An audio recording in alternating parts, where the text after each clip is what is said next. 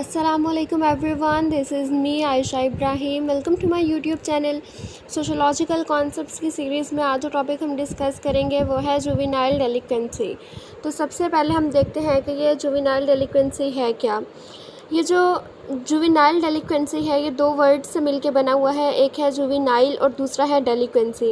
ये जो word juvenile है इसका मतलब होता है कि माइनर, यानी कि जो बच्चा 18 साल से कम उम्र होता है उसको हम जुवेनाइल बोलते हैं। और डेलिक्वेंसी क्या है, यानी कोई भी ऐसा इंडिविजुअल जो ऐसा एक्ट परफॉर्म करे जो कि लॉ को वायलेट करता हो या जो एबनॉर्मल बिहेवियर हो, जिसको सोसाइटी एक्सेप्ट नहीं करती या डेविएट बिहेवियर हो उसको हम कहते हैं डेलिक्वेंसी।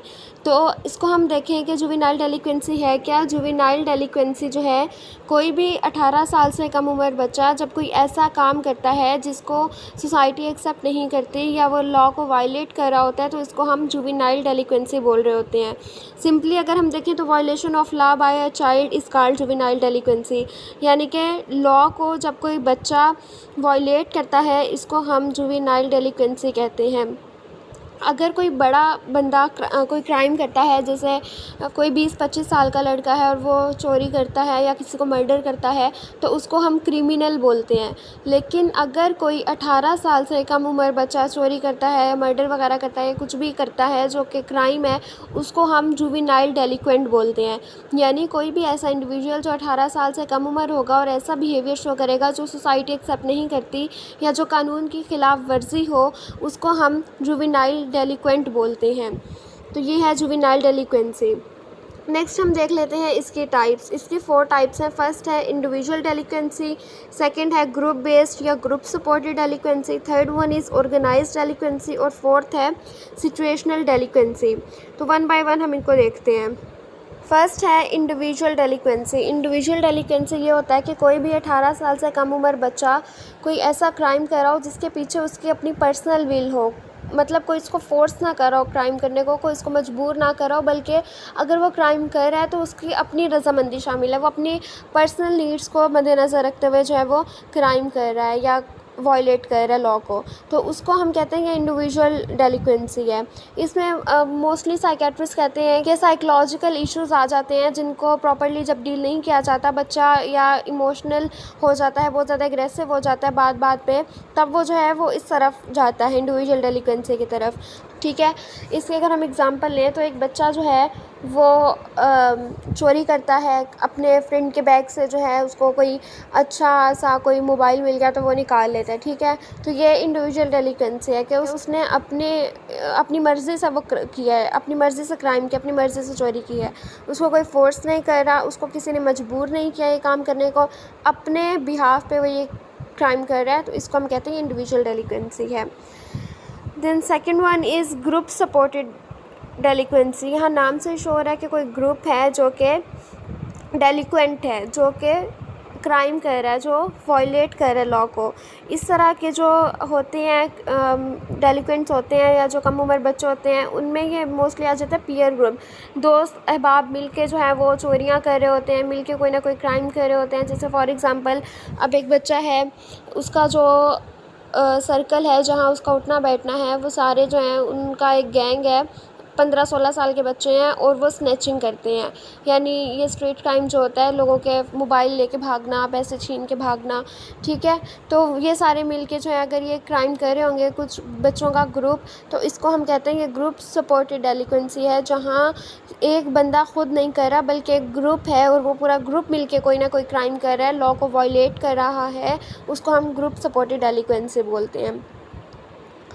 Then third one is organised delinquency. Organised delinquency ये होता है कि जहाँ पर ऑर्गेनाइज्ड वे में बच्चे जो हैं वो क्रिमिनल एक्टिविटीज़ में इन्वॉल्व होते हैं या फिर वो लॉ को वायलेट कर रहे होते हैं। अगर हम इसमें एग्ज़ाम्पल लें, जैसे ये आ जाता है माफिया एक तरह का, ये मांगने वाले जो होते हैं सड़कों पे हमें बेगर्स डिफरेंट नज़र आ रहे होते हैं, ये एक ऑर्गेनाइज्ड डेलिक्वेंसी है। ये बच्चे जो हैं इनको टास्क मिले होते हैं, ये इनके पेरेंट्स की तरफ से, या वो एक पूरा गैंग सा होता है जो कि ऑर्गेनाइज्ड वे में कर रहे होते हैं काम, तो इसको हम बोलते हैं ऑर्गेनाइज्ड डेलिक्वेंसी, जहाँ पर जो बच्चे हैं वो ऑर्गेनाइज्ड वे में डेलिक्वेंसी कर रहे होते हैं या कोई लॉ को वायलेट वगैरह कर रहे होते हैं, ठीक है। Then last one is situational delinquency. अब सिचुएशनल डेलिक्वेंसी में क्या है कि जितने भी हमने पिछले 3 पढ़े, ठीक है, वहाँ पर यह था कि अपनी पर्सनल बच्चे की आ जाती थी, चाहे वो ऑर्गेनाइज्ड हो, चाहे वो ग्रुप बेस्ड हो, चाहे वो इंडिविजुअल हो। मतलब बच्चे का अपना आप जो अपना जहन उस तरफ होता है कि मैंने ये क्राइम करना है, चाहे वो ऑर्गेनाइज्ड वे में कर रहा हो, चाहे वो ग्रुप बेस्ड में, यानी अब ग्रुप के साथ कर रहा है तो उसका माइंड है ना कि मैंने चोरी करनी है। ऑर्गेनाइज्ड वे में कर रहा है तो वहाँ भी उसको पता है, उसका अपना माइंड है कि मैंने इस तरह से ये काम करना है। और इंडिविजुअल बेस्ड है तो ऑब्वियसली उसकी अपनी मोटिवेशन है, उसमें अपनी कोई पर्सनल नीड है जिसको मद्देनज़र रखते हुए वो चोरी कर रहा है, क्राइम कर रहा है।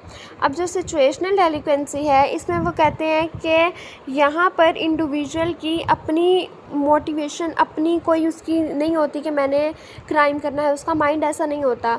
ऐसी सिचुएशन क्रिएट हो जाती है जहाँ वो क्राइम की तरफ चला जाता है, जहाँ उसको मजबूरन क्राइम करना पड़ा, या सिचुएशन ऐसी बन गई है कि वो मतलब अपने आप पे कंट्रोल नहीं कर पाया, बस हालात के साथ वो क्या फ़्लो में बह गया और उससे वो क्राइम हो गया। जैसे अब एक बच्चा है अपनी मदर के साथ, वो मार्केट जा रहा है, कोई इसकी मदर को तंग करता है, 15-16 साल का बच्चा है, ठीक है, तो वो बेसाख्ता जो है उस बंदे को मारना शुरू कर देता है और इतना मारता है कि अगले का सर फट जाता है, ठीक है। तो ये सिचुएशनल डेलिक्वेंसी है। अब उसकी कोई ऐसा इंटरेस्ट नहीं था, उसका माइंड नहीं था कि मैंने इस बंदे को मारना है, सिचुएशन ऐसी बन गई कि उसको ये करना पड़ा, तो ये सिचुएशनल डेलिक्वेंसी होती है। इसके अलावा अगर हम एक और एग्ज़ाम्पल लें कि फ़ॉर एग्ज़ाम्पल एक लड़का जो है 15-16 साल का, वो कहीं जा रहा है तो रास्ते में उसको 2-3 लोग जो हैं वो गन पॉइंट पे लूटने की कोशिश करते हैं। अब वो जो है वो अचानक उनसे गन खींच लेता है और खुद को बचाने के लिए जो है वो उससे बाई चांस जो है वो गोली चल जाती है उन पे।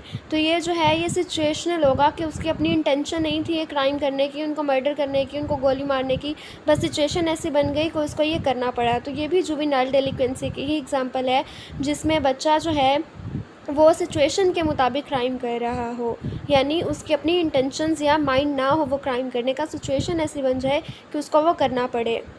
देन हम देखते हैं कि काजेज़ क्या हैं जुवेनाइल डेलिक्वेंसी के। जुवेनाइल डेलिक्वेंसी के बेसिकली जो कॉजेज़ हैं वो 3 हैं, वो बायोलॉजिकल भी हो सकते हैं, सोशल भी, और अदर कॉजेज़ भी हो सकते हैं। तो हम 1 बाय 1 हम इनको भी देख लेते हैं।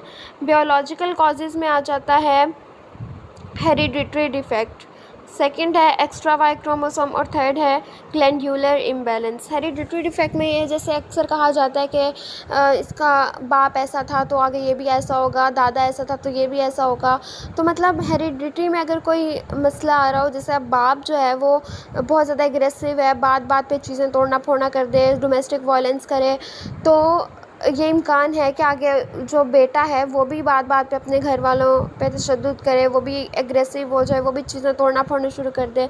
तो हेरिडिटरी डिफेक्ट में ये आ जाता है कि वो अपने हेरिडिटरी में एक चीज़ चल रही है, वो अपने बाप दादा से उस चीज़ को ले रहा है और वो फिर आगे ख़ुद भी अडॉप्ट कर रहा है और वो फिर जुवेनाइल डेलिक्वेंट बन जाता है। तो ये हेरिडिटरी डिफेक्ट है। सेकेंड है extra Y chromosome. Extra Y chromosome जब मेल में होता है, यानी ये देखा गया है कि जो मेल हैं उनमें ज़्यादातर वो इस तरफ होते हैं, डेलिक्वेंसी की तरफ वो ज़्यादा होते हैं इंस्टेड ऑफ गर्ल्स, ठीक है। तो एक ये भी फैक्टर है कि बायोलॉजी का यहाँ पे रोल है कि उसमें वाई क्रोमोसोम ज़्यादा है, एक्स्ट्रा है, तो इस वजह से जो है वो चांसेस है कि वो डेलिक्वेंट हो। इसकी डिफरेंट थेरीज़ भी आई हुई हैं क्रिमिनोलॉजी में, उनको भी आगे हम देखेंगे नेक्स्ट लेक्चर्स में। देन थर्ड है ग्लैंडुलर इम्बैलेंस। ग्लैंडुलर इम्बैलेंस यानी कि हार्मोनल डिस्टर्बेंस हो, हार्मोन जो है वो इम्बैलेंस हो और उसकी वजह से जो है वो बच्चे की पर्सनालिटी में चेंजेस आएँ। जैसे फॉर एग्जांपल उसका अपने इमोशंस पे कंट्रोल ना रहे, वो बहुत ज़्यादा एग्रेसिव हो जाए, छोटी छोटी बातों पे बहुत ज़्यादा रिएक्ट करना शुरू कर दे। तो ये सारी चीज़ें आ जाती हैं बायोलॉजिकल कॉजेज़ में, यानी जहाँ पर बायोलॉजी इन्वॉल्व हो जाती है। देन सेकेंड है सोशल कॉजेज़। एक्चुअली जो प्रैक्टिकल हैं, जो ज़्यादा मतलब हम कह सकते हैं कि ये कॉजेज़ हो सकते हैं वो सोशल हैं, यानी कि एक बच्चे के डेलिक्वेंट होने में ज़्यादातर जो है वो सोशल कॉजेज़ होते हैं, ठीक है। फर्स्ट है ब्रोकन फैमिली, सेकंड है single parent family, third parental neglect, poor living conditions या poverty, and the fifth one is delinquent peer group. First है ब्रोकन फैमिली। अगर किसी बच्चे के जो फैमिली है वो ब्रोकन है, चाहे वो मदर छोड़ के चली गई हो, फादर छोड़ के चले गए हो, पेरेंट्स ने दूसरी शादी कर ली हो, स्टेप मदर या फादर के साथ बच्चा रह रहा हो। ब्रोकन फैमिली में उसकी तरबियत सही तरीके से नहीं होती, सोशलाइजेशन नहीं होती, पेरेंट्स की अटेंशन उसको नहीं मिलती। तो ये एक वजह हो सकती है कि ब्रोकन फैमिलीज़ की वजह से जो है वो बच्चे डेलिक्वेंट बिहेवियर शो करते हैं। Second one is single parent family. अगर एक की डेथ हो जाए, चाहे मदर की डेथ हो जाए, चाहे फादर की डेथ हो जाए, या वो छोड़ के चला जाए, सिंगल पेरेंट हो जो अपने बच्चों को सोशलाइज़ कर रहा हो, तो चांसेस हैं कि उन बच्चों में भी वो बच्चे भी जो हैं वो जुवेनाइल डेलिक्वेंट होंगे। क्यों? क्योंकि अगर देखें, बाप है वो घर से बाहर जाता है, कमाता है, उसको नहीं पता बच्चे किस तरह की सोशल एक्टिविटीज़ में इन्वॉल्व हैं, किस तरह के दोस्तों में उनका उठना बैठना है, क्योंकि वो अर्न करेगा या बच्चों को टाइम देगा, एक काम हो सकता है। ठीक है, तो ये जो है सिंगल पेरेंट फैमिली में ये चीज़ आ जाती है कि बच्चों को सोशलाइजेशन के लिए दोनों पेरेंट्स का होना ज़रूरी है, मदर फादर का। एक भी नहीं होगा तो बच्चे की पर्सनालिटी पे नेगेटिव इम्पैक्ट पड़ेगा और बहुत चांसेस हैं कि वो जुवेनाइल डेलिक्वेंट बन जाए। इसी तरह अगर फादर नहीं है, मदर है, तो बच्चों के सर पे बाप का साया ना हो तो उनमें डर ही नहीं होता, बाप की सख्ती ही नहीं होगी उन पर, तो बच्चे जो हैं वो बिगड़ जाते हैं। ठीक है। Then third one is parent neglect. आजकल जो माँ बाप है, सोशल मीडिया का दौर है, उनकी जो है वो तवज्जो ज़्यादातर इस तरफ ही होती है। ठीक है, वो अपने बच्चों को इस तरह से प्रॉपर टाइम नहीं दे सकते जिस तरह से उनको देना चाहिए, या उनके जो इंटरेक्शन अपने बच्चों के साथ इतना स्ट्रॉन्ग नहीं है जितना कि एक माँ बाप का अपने बच्चे के साथ होना चाहिए। पेरेंट्स जो है वो बच्चों को निगलेक्ट कर देते हैं अपनी और एक्टिविटीज़ में। तो ये एक वजह हो सकती है कि बच्चे को जब घर में प्यार नहीं मिलता, तवज्जो नहीं मिलती, उसकी अटैचमेंट नहीं होती, तो वो जुवेनाइल डेलिक्वेंट बन जाता है।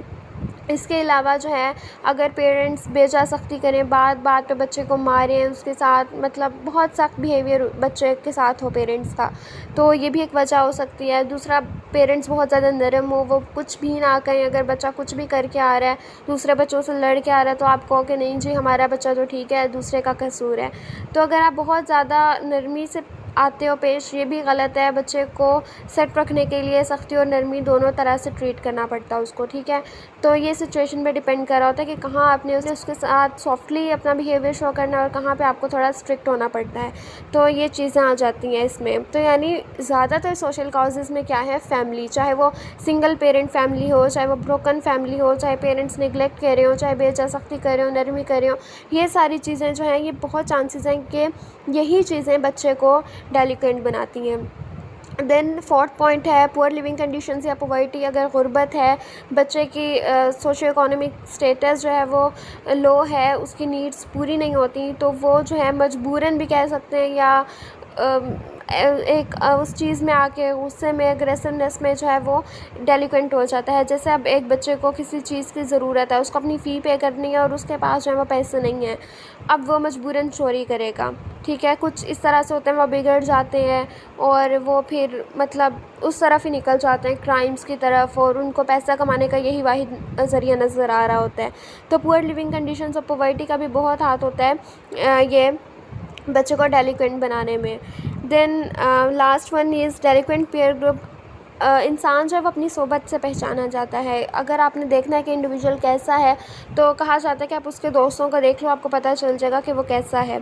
ठीक है, आपके फ्रेंड्स का आप पर बहुत गहरा असर पड़ता है। आप जिस कंपनी में उठते बैठते हो, वो चीज़ आप पे बहुत ज़्यादा एक उसका असर होता है, इन्फ्लुएंस होता है। अगर आपकी कंपनी अच्छी है, आप ख़ुद बुरे भी होगे, आप वक्त के साथ साथ ठीक हो जाओगे, आप में पॉजिटिव चेंजेस आना शुरू हो जाएंगे। लेकिन अगर आपकी कंपनी ख़राब है, आप खुद अच्छे हो, तो बहुत चांसेस हैं कि कुछ अरसे बाद आप भी उनकी हैबिट्स को अडॉप्ट कर लो, आप भी उनके जैसे हो जाओ। अगर वो नशे करते हैं तो बहुत चांसेस हैं कि आप भी नशे करना स्टार्ट कर दो। अगर वो चोरियां करते हैं तो बहुत चांसेस हैं कि आप भी चोरियां करना शुरू कर दो। तो जो आपका पीयर ग्रुप होता है, जो आपके फ्रेंड्स होते हैं, जो आपकी कंपनी होती है, उनका बहुत ज़्यादा गहरा असर होता है। और अगर वो डेलिक्वेंट हैं तो बहुत चांसेस हैं कि आप भी अनकरीब उनके साथ रह रह के डेलिक्वेंट हो जाओगे, क्योंकि आपको गलत चीज़ फिर गलत नहीं लगेगी, आपको सही लगना शुरू हो जाएगी। ठीक है, ये कुछ सोशल कॉजेज़ हैं। देन है अदर काउजेज़, जिसमें आ जाता है अर्बनाइजेशन और इंटरनेट, या टीवी हो गया, सिनेमाज़ हो गए। अर्बनाइजेशन में ये होता है कि अगर हम विलेजेस का माहौल देखें तो वो बहुत पीसफुल सा होता है। वहाँ पर जो है नॉर्म्स और वैल्यूज़ बहुत ज़्यादा स्ट्रॉन्ग होती हैं। अगर कोई बच्चा किसी राह चलती लड़की को छेड़ दे तो गाँव इकट्ठा हो जाता है, बच्चे पे बहुत उसकी हम कह सकते हैं कि इंसल्ट होती है, या बहुत शर्मिंदगी का मकाम होता है उसके लिए, और उसको अच्छा खासा डांटा भी जाता है इस चीज़ पे कि वो आइंदा ये हरकत ना करे। मतलब सारे इकट्ठे हो जाते हैं इतनी सी बात पे। लेकिन अगर यही आप शहरों में कर रहे हो ये नॉर्मल हो गया आजकल। कोई पेरेंट्स कहते हैं लड़कियों को इग्नोर करो, अब कितनों को हम आगे से जवाब दे सकते हैं या कितनों को कुछ कह सकते हैं, और कोई यहाँ पे हेल्प के लिए भी नहीं आता एज़ कम्पेयर टू विलेजेस। वहाँ तो बहुत ज़्यादा नॉर्म्स वैल्यूज़ वगैरह स्ट्रॉन्ग होती हैं, तो वहाँ पे वो गांव इकट्ठा हो जाता है। तो जब एक उस माहौल से निकल के लोग आते हैं, अर्बनाइजेशन मतलब शहरों की तरफ मूव करते हैं, तो वहाँ का माहौल और शहरों का माहौल बहुत ज़्यादा डिफरेंट होता है। अब बच्चे का माइंडसेट जो है वो उस तरह से नहीं होता। पहले वो एक गाँव में रहने का आदी होता है, वो शहरों में आ जाता है। शहर की ज़िंदगी में बहुत सारी फैंटेसीज़ होती हैं और वो फिर इन सब चीज़ों में पढ़ के जो है वो डेलिक्वेंट हो जाता है। यानी अब उसको नए नए फ्रेंड्स मिले हैं जो कि फॉर एग्ज़ाम्पल वो अच्छी कंपनी नहीं है तो वो ख़ुद भी उनके साथ रह के बिगड़ जाएगा। इसके अलावा यहाँ पर कोई चेक एंड बैलेंस उस तरह से नहीं होता जिस तरह से वहाँ पे होता है, विलेजेस वगैरह में होता है, गांव वगैरह में। तो ये एक अर्बनाइजेशन फैक्टर है जो बच्चे को डेलिक्वेंट बनाने में इसके भी कुछ हद तक रोल होता है।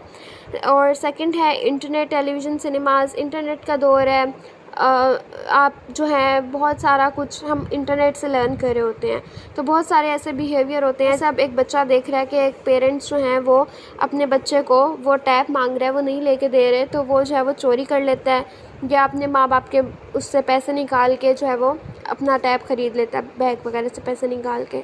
तो अब बच्चे ने ये चीज़ लर्न कर ली कि अगर मुझे मेरे पेरेंट्स कोई चीज़ नहीं लेके दे रहे तो मैंने इस तरह से, मेरे पास एक सेकंड ऑप्शन भी है चोरी का, तो वो उस तरफ चला जाएगा। तो ये जो नेट है इससे बच्चे जो है बहुत ज़्यादा डेलिकेंट बिहेवियर। अब डिफरेंट गेम्स हम देख लेते हैं, ठीक है, पबजी हो गई, उसमें मारना होता है हमने, तो वो सबकॉन्शियसली बच्चे के माइंड में चीज़ें बैठ रही होती हैं। तो ये सारी चीज़ें उसको बहुत ज़्यादा इन्फ्लुएंस कर रही होती हैं। वो किस तरह के कार्टून्स देख रहा है, वो किस तरह की मूवीज़ देख रहा है, किस तरह के गेम्स खेल रहा है, इस सब चीज़ों का बच्चे के जहन पर बहुत गहरा असर पड़ता है। तो अगर एक बच्चा वो इमेच्योर है, उसका माइंड उस तरह से मैच्योर नहीं है और वो देख रहा है ऐसे गेम्स, ऐसी मूवीज़, ऐसे कार्टून्स वगैरह जिसमें ये सब चीज़ें हैं, तो वो भी डेलिक्वेंट हो जाएगा। ये कुछ कॉजेज़ थी, लेकिन इनमें जो ज़्यादा प्रैक्टिकल हैं, जो ज़्यादा हैं, वो यही सोशल कॉजेज़ हैं। देन आ जाता है प्रिवेंटेटिव मेजर्स, कि अगर कोई बच्चा डेलिक्वेंट है तो उसको हम किस तरह से रोक सकते हैं, किस तरह से हम सोसाइटी में जुवेनाइल डेलिक्वेंसी को कंट्रोल कर सकते हैं।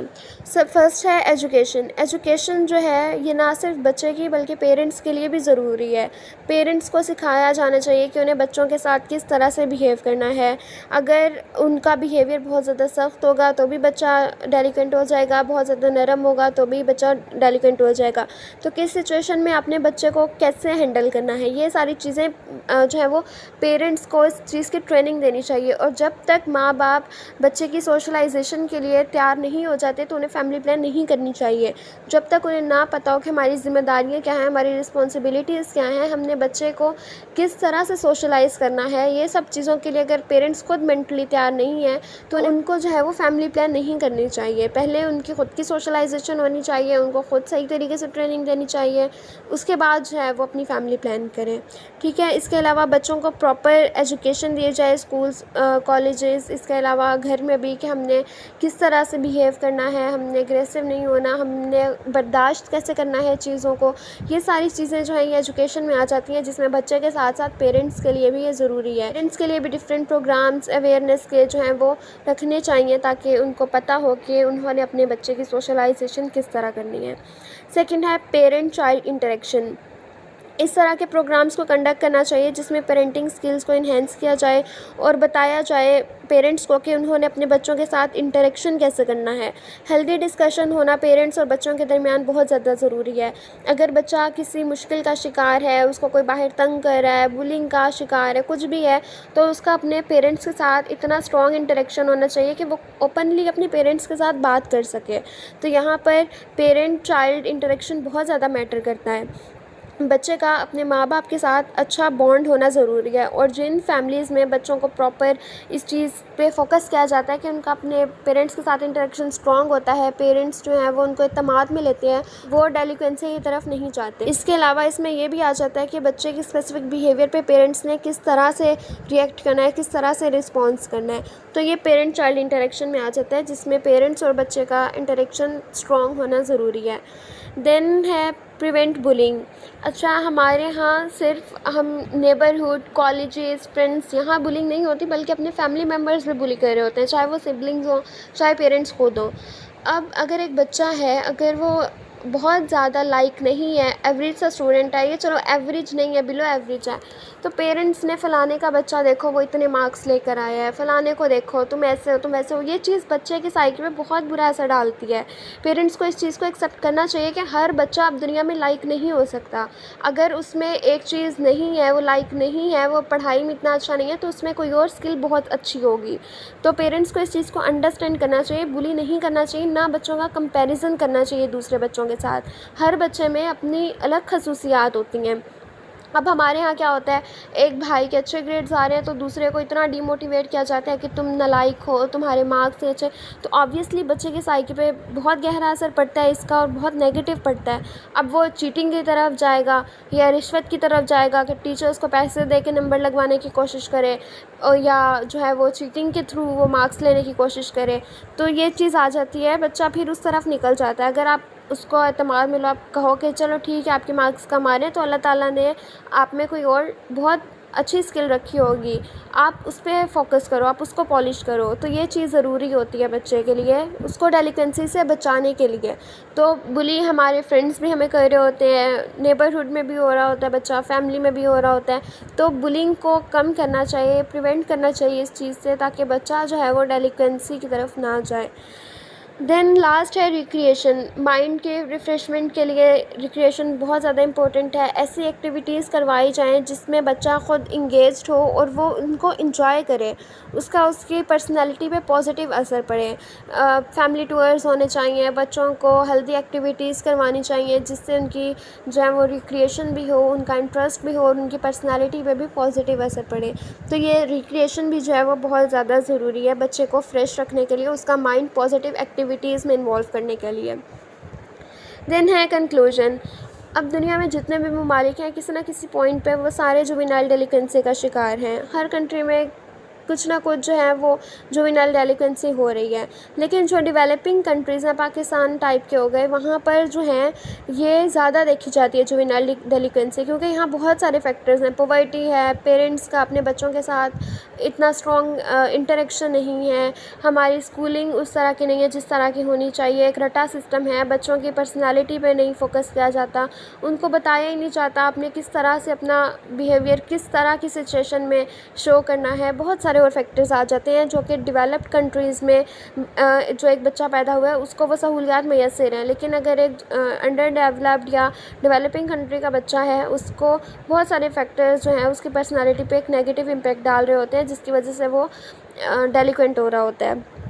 तो हर कंट्री में ये चीज़ पाई जाती है। तो हमें इसमें सबसे पहले फैमिली से देखना चाहिए कि पेरेंट्स बच्चों को निगलेक्ट ना करें और बेजा नरमी और बेजा सख्ती ना हो। इसके अलावा अगर सिंगल पेरेंट फैमिली है, अगर उसने दूसरी शादी कर ली है, स्टेप मदर फादर हैं, तो जो पेरेंट्स हैं उनको देखना चाहिए कि हमारे बच्चे का दूसरे के साथ कैसा लिंक है, कहीं वो किसी तरह का हरासमेंट का शिकार तो नहीं है, कोई बुली तो नहीं कर रहा उसको, उसका सर्कल कैसा है, उसके फ्रेंड्स कैसे हैं, जहाँ वो उठता बैठता है। सारी चीज़ों को मद्देनज़र रखते हुए पेरेंट्स को जो है वो अपने बच्चे की सोशलाइजेशन करनी चाहिए और उसके साथ एक इंटरेक्शन स्ट्रॉन्ग होना चाहिए, बच्चे को एतमाद में लेना चाहिए। इतना उनके दरमियान इंटरेक्शन हो, इतने आप बच्चे को एतमाद में लिया हो कि अगर कोई ऐसी बात हो, किसी किस्म का वो मुश्किल का शिकार हो बच्चा, तो अपने पेरेंट्स से ओपनली डिस्कस कर ले उस चीज़ को। तो हमें ये चीज़ को अपने कंट्रोल करने के लिए घर से स्टार्ट लेना चाहिए। उसके बाद बच्चे के सर्कल पे, उसके कंपनी पे नज़र रखना बहुत ज़्यादा ज़रूरी है। तो ये सारी फैक्टर्स जो हैं इनको कंट्रोल कर लिया जाए, बुलिंग हो गई, बच्चे की रिक्रिएशन एक्टिविटीज़, इन सब को प्रमोट किया जाए, तो जुवेनाइल डेलिक्वेंसी को हम जो है वो कम कर सकते हैं। तो ये था आज का लेक्चर। आई होप आज का ये लेक्चर आप लोगों के लिए हेल्पफुल रहा होगा। So don't forget to subscribe my channel, do like, comment and share this video. Thank you so much.